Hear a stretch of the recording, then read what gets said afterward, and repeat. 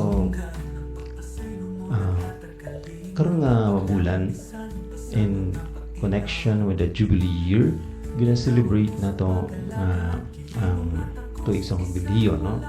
And this month, no, so kay may ginhimo makita nga mga tema sa kada bulan. Ang atong tema nakatutok sa Eucharistia.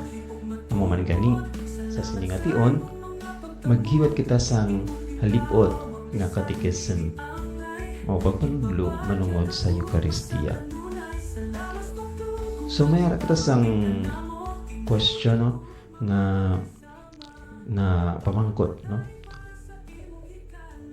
Mayara ko sang nakita nga mga members sa choir nga nagasigi o during homily magagawa sila, no. So og pagkatapos sa homily magbalik naman sila. So okay ra ba nga magguwa ang nagasimba during homily o magbalik naman siya kung tapos na ang homily, no? So mano siya ang pangutana nga atong tubagon, no. So kung maghisod kita sa Santos nga Misa, so sa Catholic Mass, may duha man na siya kabahin, no? So Liturgy of the Word and the Liturgy of the Eucharist.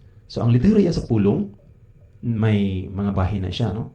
Naadira ang first reading, ang Salmo, ang second reading during Sunday and days of obligation, no? Or mga feast, no? May aras ang second reading, no? So pagkatapos sa second reading, magsunod ang Gospel, then the homily, no, or a reflection by the priest or a deacon na related sa mga balasahon sila nga Domingo or sa adlaw nga Iglesia, no, sa adlaw fiesta.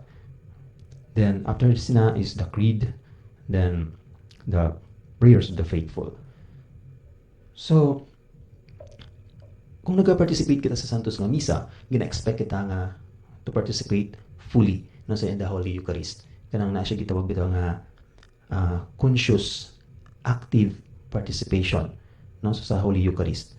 So kung nag-participate kita, hindi dahil pwede nga kanila nga part ang mag-participate ko. So pag abot sini nga part, hindi na ako mamati, no, hindi maglakat na ko, no. So magiging incomplete ang aton nga pag-participate sina nga Santos nga Misa. So buot silingon, hindi magiging kompleto ang imong obligation. So if that is a Sunday obligation as a Christian to participate in the Holy Eucharist, so pag hindi na kompleto ang imong pagpartisipar sa Eucharist.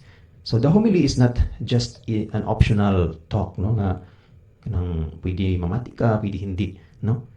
It's considered an important part of the Mass, especially on Sundays and holidays of obligation. No, so importante na siya nga parte. No, so in fact, the canon law, no, particularly canon 767, no, so nagahambal nga ang homily is required on those days, no, sa Sunday and feast days, no, required siya.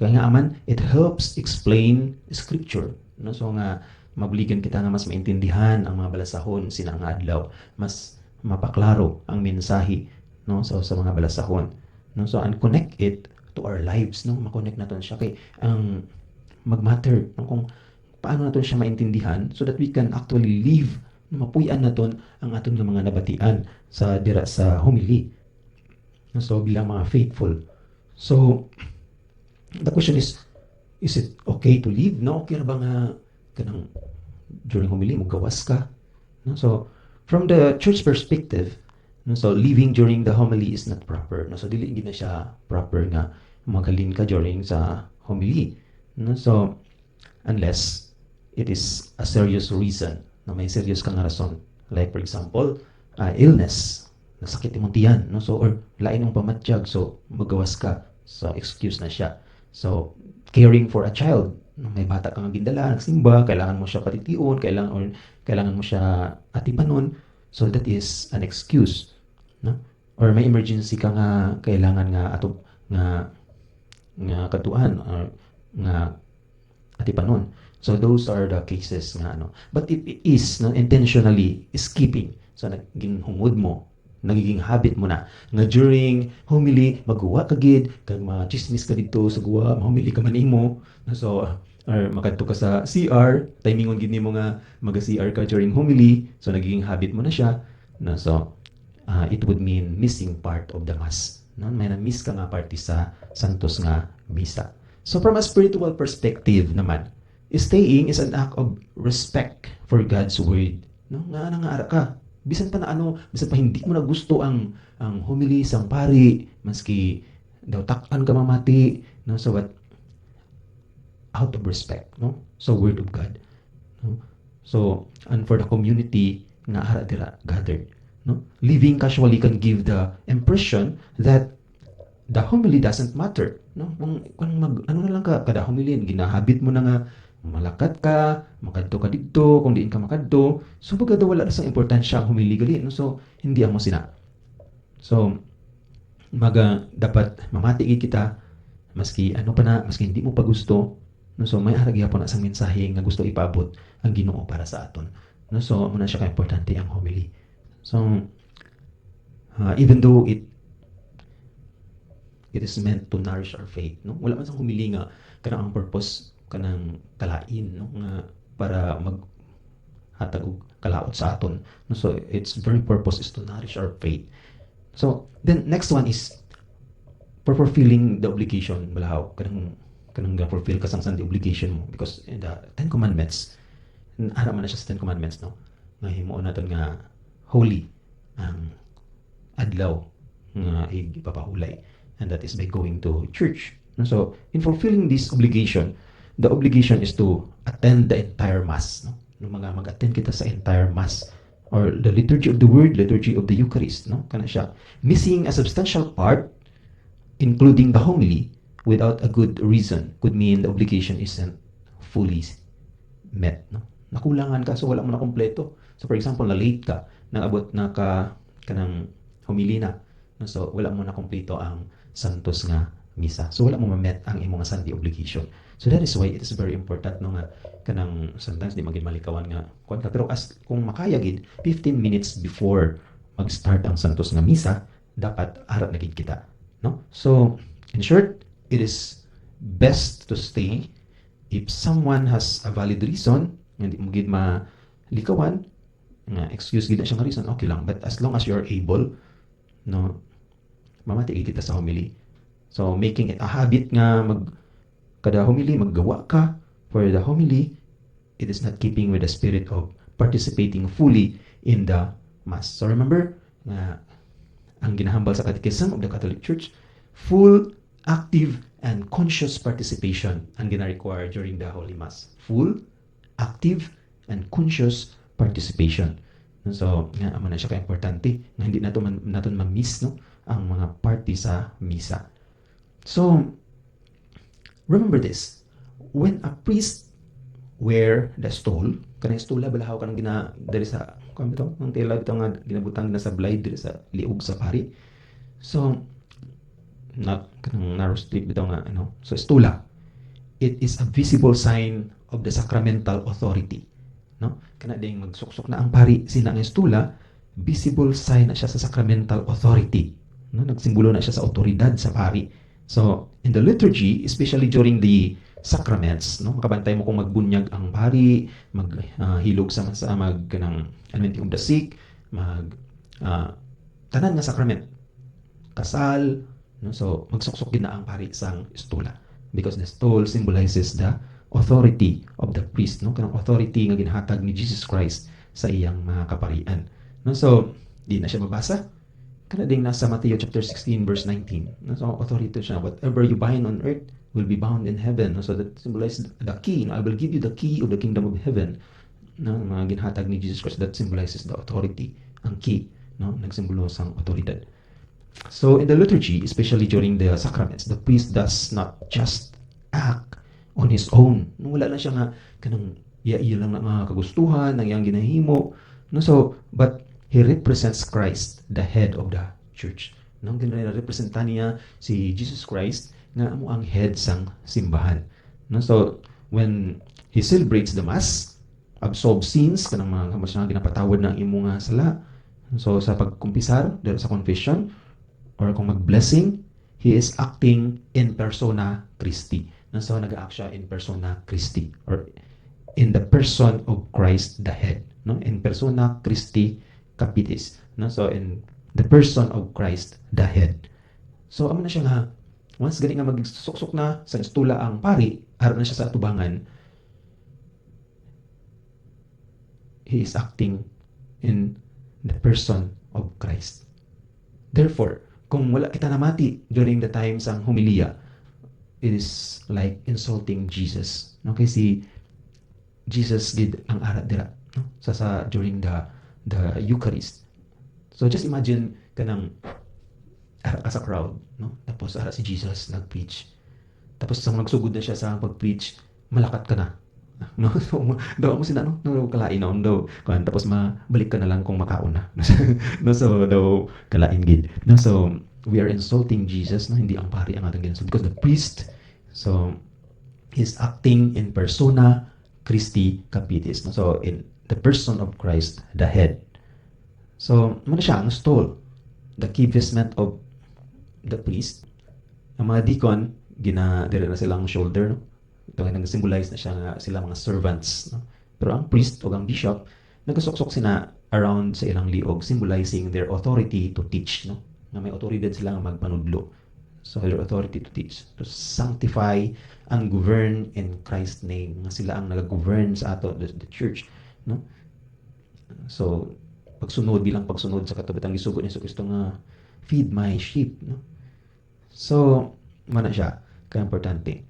So according to the Catechism of the Catholic Church, no, importante gid nga mag-participate kita sa Santos nga Misa.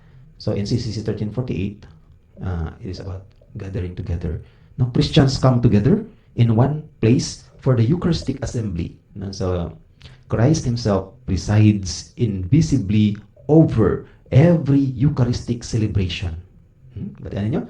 Si Kristo mismo ang nag-preside invisibly sa kada Eucharistic celebration. It is in representing Him that the bishop, no, ang mga pari, ang mga obispo, nag-represent lang na siya kay Jesus. So I hope klaro na siya, no? Na it is Jesus himself na nag-preside during the Mass. So the priest is acting in persona Christi. No? The liturgy of the word includes the homily, no? Part gid sa in CCC 1349, parte kabahin gid sa liturgy of the word ang ginatawag nga homily. So which is an exhortation to accept his word as what it truly is, the word of God, to put it into practice. No, mo din ang purpose na nga maintindihan nato ang Eucharist, ang homily, ang word of God para nga maikabuhi naton ina siya nga kanang mga pulong. So the homily is not an optional filler, no? Hindi na siya nga panakip butas lang or pangpadugay-dugay lang sa pangpatapamatay oras. No, it's not like that. No, so the homily is not an optional filler. It is an essential moment of receiving and responding to God's word. No, so mana siya. In CCC 2177, nag-isgot siya, no? The Sunday celebration of the Lord's Day and His Eucharist is at the heart of the church life. No, mo ganun siya gitawag ni ang Eucharist, no, nga the highest form of prayer, no, so the source and summit of our Christian life, no, man siya ang Eucharistia, the source, imagine mo the source and summit, pinakatuktok, no, sa aton nga Christian life ang Eucharist. So it is at the heart of the church life. Mo gani nga kada Domingo may santos nga misa gid, ara dili siya sa kasing-kasing, no, sa kabuhi sang simbahan. So the Sunday Eucharist is the foundation and confirmation of all Christian practice, no? Pundasyon and confirmation of all Christian practice, no? CCC 2180, the precept of the church specifies the law of the Lord more precisely. On Sundays and other holy day of obligation, the faithful are bound to participate in the Mass, no? So we are bound to participate in the Mass. So maligid nga ay hindi yan kami magsimba subong kay sako, no? So mag-harvest, mag-ano pa da.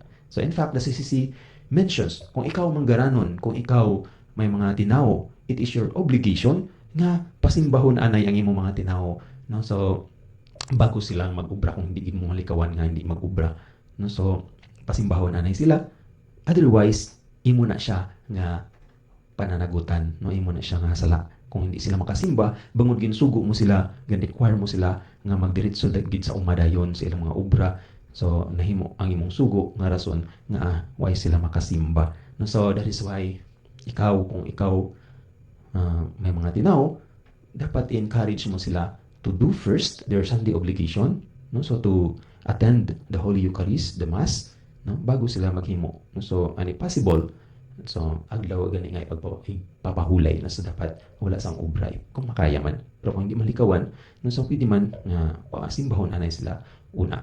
No? So participate implies being present, no? Kaning participate balata during Santos nga Misa. Full, active, and conscious participation. So ano ni sa participate? Being present. Nga ara ka, wala ka bala nga physically present pero mentally absent, no? Being present, attentive, no? Nagapamati ka, nagasabat ka, nagakanta ka, no? Ara gid ang imong nga presensya. Naga-engage ka, no? So naga-engage, not walking out for parts without necessity. Na hindi nga kung bisan din importante lakat ka dito kung istorya sa imong ano, so daw ay kalabot or daw ara ka sa choir tapos pag humili magawas ka, so daw ano ka daw guest singer, no? So daw guest singer ka nga kuan, no? So hindi amo sina. Remember, the Mass is ginatawag nga full, active, and conscious participation ang gina-require. Wala gina-require ang paghalin during homily or masibat ka, no? So wala na siya gina-require. So importante gid na siya no nga maintindihan naton para nga during sa Mass mahimo gid naton ang ginatawag nga full, active, and conscious participation para mahimo naton siya nga kanang contemplative prayer. So remember nga the highest form of prayer is contemplation. Aghambal ni Pope John Paul II nga the highest form of contemplation is the Holy Eucharist, no? Ang highest form of contemplation. Pero paano siya mahimo nga contemplation kung wala ka sang full, active, and conscious participation? So dapat may aragid sang full, active, and conscious participation nga ma-internalize mo ang every part of the Holy Eucharist hasta na mahimo siya nga ginatawag nga contemplation. No? Makapag-contemplate ka, maka-focus ka. What is contemplation? Kana lang makita nimo si Kristo nga ara siya dira, no? Ma-feel mo ang iyang presensya nga ara siya dira. So that is what we call contemplation, the highest form of prayer. No, so ano siya gitawag ang Holy Mass nga the highest form of prayer. No, so importante nga mamati kita sa mga pulong sa Ginoo, no? Kay amo man siya ang pinaka ginakahatag sa aton sang nourishment, no? So dira gani sa 1 Corinto 14 versikulo 40. So naghambal San Pablo no sa mga taga Corinto, but all things should be done decently and in order. So dapat in order ang Santos nga Misa, no? Ang Eucharistia should be done decently, no? Paano maging decent kung sige ka kalakat-lakat, no? Wala ka sang full active and conscious participation, no? So decently and in order. So living without reason interrupts, no? Ka-interrupt ka sa order or unity of the worship, no? Maka-disturb ka sa ibang mga tao nga naga-focus, no? Kay ilang attention, maagaw mo ang ilang attention, no? So ambal kanina dira sa Romans chapter 10 verse 17, no? Faith comes from hearing, and hearing through the word of Christ, no? Ang pag-ampo, ang pagtuo, no, comes from hearing, no? Dira sa atong pagpamati. So paano na kung di ka mamati? No? So ano man nabuo sa atong pagtuo kung wala kita mamati? No? So it is very important to listen because faith comes from hearing, and hearing through the word of Christ. Romans chapter 10 verse 17, mga kaparokya. No? So walking out during the homily is stepping away from the nourishment of faith, no? No? Nagpalagyo ka, may nourishment nga ginhatag sa imo, nagpalagyo ka, no? So sa nourishment nga ihatag. So I hope klaro sa aton na importante nga mamati kita during homily, no? Og naagid ang ginatawag nga full, active, and conscious participation during the Eucharist, no? So mao lang na siya ang atong giskutan subong about the Eucharist, and God bless us all, no? Mga kaparokya. Ini si Bro Frank, ang inyong servant leader sa formation team sa aton parokya. Madamo gid nga salamat. Anaka, o Diyos buhi ug matupod, salamat sa imong mga pagdamot. Imong gitawag bisan dili angay, gipapadyag ang gugma sa kanunay. Sa lawas tuktugo nga gipaambig ka namo, tinuod ang gugma mo walay sama. Nagpakamatay para sa imong hikala, tudloy ako nga ikabuhi ang imong gugma. Bisan nga no mapasalamat tong kay ikaw na